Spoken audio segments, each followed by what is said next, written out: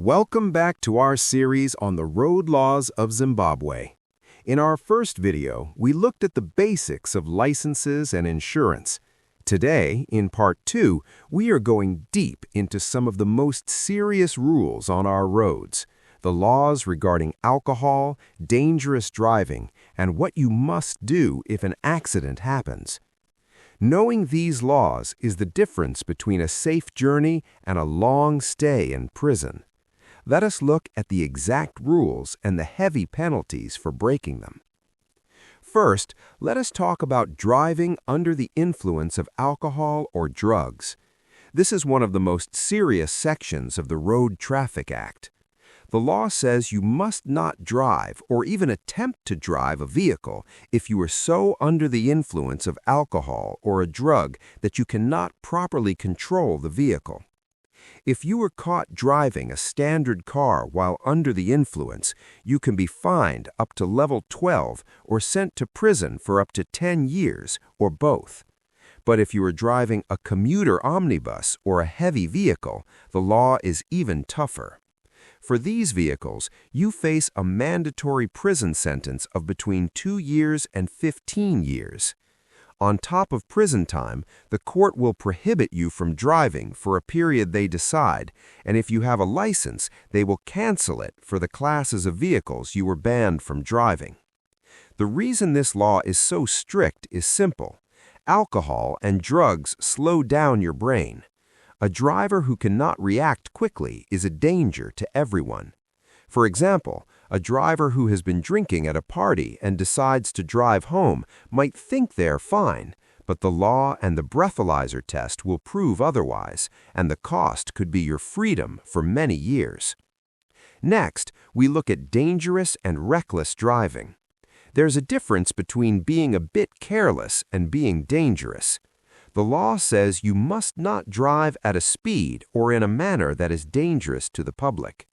If you are caught driving a commuter omnibus or a heavy vehicle in a dangerous way, you can be fined up to level 10 or imprisoned for up to 1 year.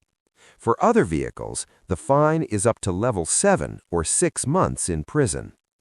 If you are convicted of dangerous driving, the court must ban you from driving for at least 2 years if you were in a kombi or heavy vehicle.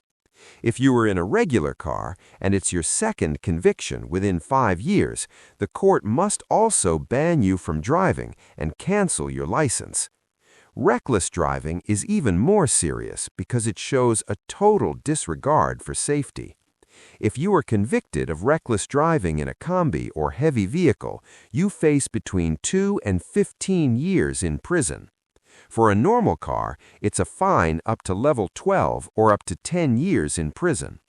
In both cases, the court will ban you from driving for a long time, at least 10 years if you were in a kombi, and cancel your license.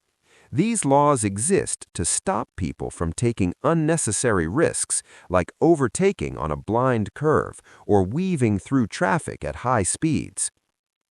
Now, let us discuss what you must do if you are involved in an accident. Many people panic and run away, but hit and run is a very serious crime. If your vehicle is involved in an accident where a person or animal is injured or property is damaged, you must do 5 things. 1. Stop your vehicle immediately. 2. Find out if anyone is injured and help them if you can. 3. If someone is killed or injured, you must not move the vehicles unless it is to help the injured. 4. You must give your name, address, and vehicle details to anyone who has a good reason to ask. 5. You must report the accident to a police station as soon as possible, and definitely within 24 hours.